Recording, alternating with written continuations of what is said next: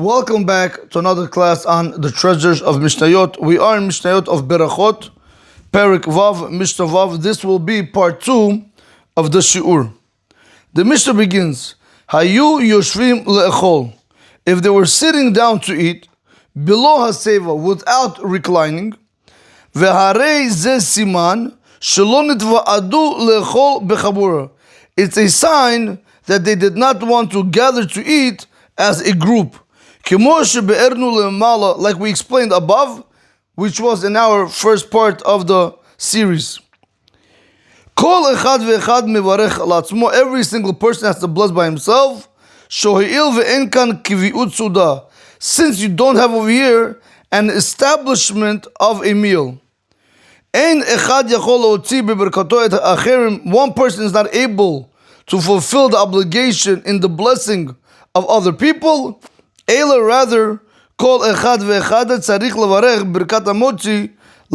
every single person needs to bless the blessing of hamotzi by himself. Now, let's just try to understand what is going on over here. In the previous class, we spoke about, in part 1 of the shi'ur, we spoke about that their kiviut was when they would recline. Kiviut literally means when we establish a place to eat. When you establish a place to eat, then you are able to go ahead and fulfill other people's obligation in the blessing. However, the Mishnah says, now since they only sat down to eat, it shows that they do not want to be together as a group to establish a meal, but rather each one wants to sit individually. If that is the case, then we're going to tell you, when you're sitting down to eat, now we're going to tell you each one needs to bless to himself the blessing of Hamotzi Lech Min Haaretz. You have to remember, because back then their reclining was the establishment. Today our sitting is the establishment. So what their reclining was back then, when they would have to bless, when you would have one blesses for everyone, by us it's actually by sitting. So this mission right now is really not halakha. Continues the Mishnah, Hesevu. What happens if they went ahead and they reclined? Al mitot, on their beds, l'shem su'uda b'chabura, for the sake of a meal as a group. And remember, when we say we're on their beds, it doesn't mean like today, in Har, where we have, where the bed is at least 2-3 feet off the ground. No, they had those mattresses. So they would sit on those small mattresses, and then they would have a table in front of them, and they would recline to their left. Once everybody, let's say you have 10 people sitting around in a circle on their small mattresses, once they recline, they all are showing that we want to make this meal as an established place. So therefore, one person can go ahead and bless for everyone. So that's what he says. If they went ahead and they reclined on their beds, l'shem su'uda b'chabura, for the sake of having a meal as a group, Echad mivarech l'kulam umotzi'in yedei chovatan. Everybody, not everybody, one is able to bless for everybody, and he's able to fulfill everyone's obligation. Moving to the next piece. If we reclined, one blesses for everyone. Since one blesses for everyone, it comes to teach us that everyone else already blessed. That means they all took out their obligation with the person that is blessing. Now we're going to move on to a different section. We're not going to be speaking about bread. Now we're going to be speaking about wine. Balahem yain betoch hamazon.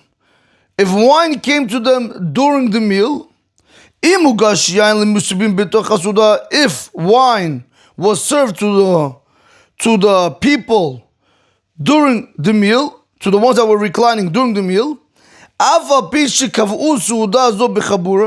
even though they established this meal as a group, and one person is able to fulfill everybody else's obligation with one blessing, when it comes to wine, we're going to tell you that every single person needs to bless by himself. What is he going to bless by himself? Birkat Borei Priya Gefen, the blessing of Borei Priya Gefen.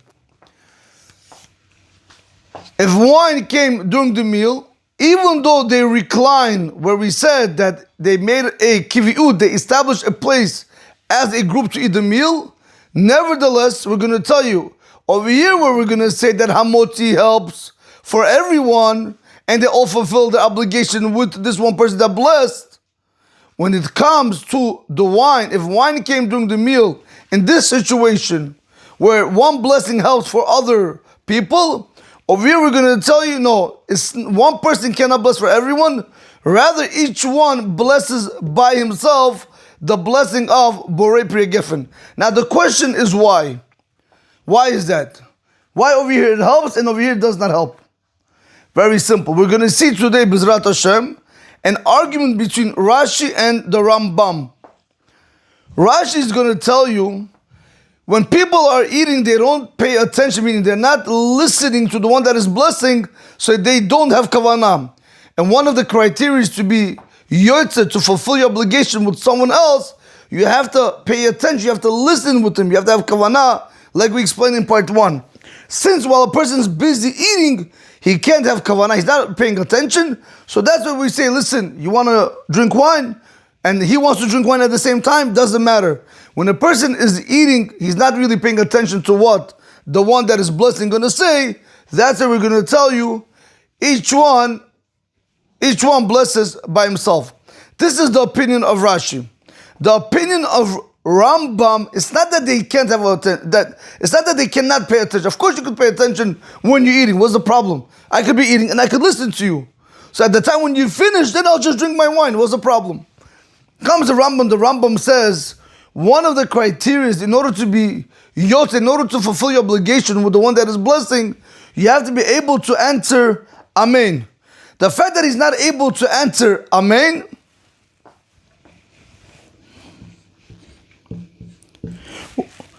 why is he not able to answer Amen? Because he has food in his mouth. The fact that he's not able to answer Amen, that's according to the Rambam, each one blesses by himself. But according to the Rambam, he can have kavanah. According to Rashi, he cannot have kavanah. Let's see that inside.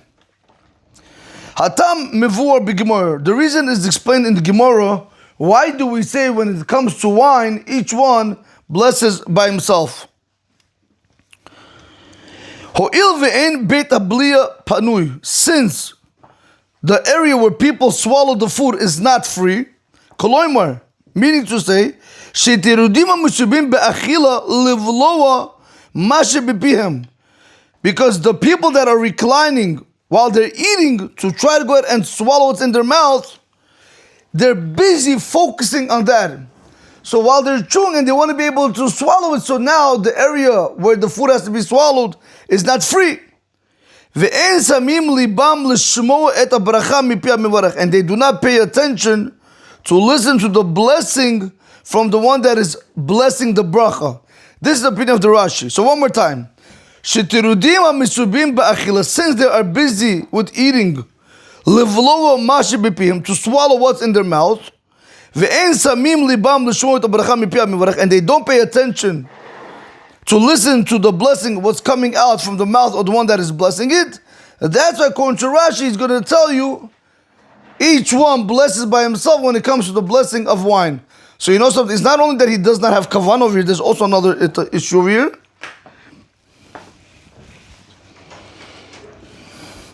According to Rashi, there's another reason.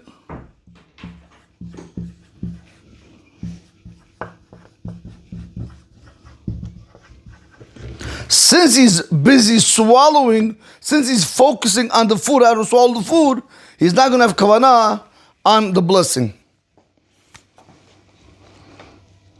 V'yesh mefarshim, and there are those that want to explain, she'en beit habliya panui.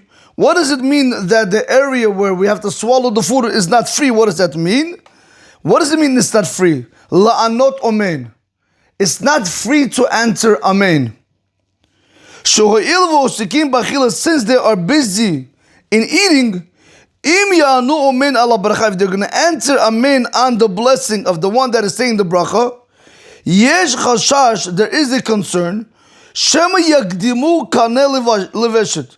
Maybe what's going to end up happening is the windpipe, the kaneh, is going to precede the veshet, meaning the food is going to go into the kana before it's going to go into the veshet, and chas v'shalom, a person can choke. Now, the kana is the trachea, which is the windpipe, and the veshet is esophagus, which is the food pipe. Now, how can you remember, Rabotai, remember, this is two languages that you have to know when it comes to animals. Every single person has like two tubes going down into his system. Kana, if you pay close attention, so again, it's just making up these words, but kana is like saying kan air. So what does it mean, kan air? It's like saying the kana is the windpipe area, like the air is going in. What about veshet, which is esophagus, which is the food pipe? How do you remember it is veshet means the food pipe? Very simple. If you read veshet like shoot, when the food shoots down, that's how you could remember kana is the windpipe, veshet is the food pipe, because of the word like shoot, it shoots the food down into a person's body. Okay. So this is the opinion of the Rama, what we're saying right now. He says like this one more time. Since the area where he has to swallow is not free, what is it not free for? La'anot amen. It's not free to answer amen. Since they are busy in the eating, in the chewing of the food, if they're going to answer brach, if they're going to answer amen on the blessing, we are concerned maybe the food is going to go into the kana, into the trachea, which is the windpipe, before it's going to be able to go into the veshet, which is the esophagus. If that's going to be the case, chas v'shalom lo, a person can choke. V'yavohu l'dei sakana, and they're going to bring themselves to danger. And that's the opinion of the Rambam. Alright, so that's what we have over here. So we have an argument between Rashi and Rambam that if wine came in the middle and during the meal, in this situation where they were reclining, where hamotzi actually helps one for everyone, when it comes to the wine where it should have helped, we're going to tell you the wine case is not going to help, only because either they don't have kavanah because they're busy swallowing. Since they're busy swallowing, they're not paying attention to the one that is blessing. Or according to the Rambam, they're not able to answer amen because the place where they have to swallow is not free. Now, if they're going to answer amen, we're afraid that the food is going to go into the windpipe before it's going to go into the food pipe, and the person's life can come to danger. Chas v'shalom.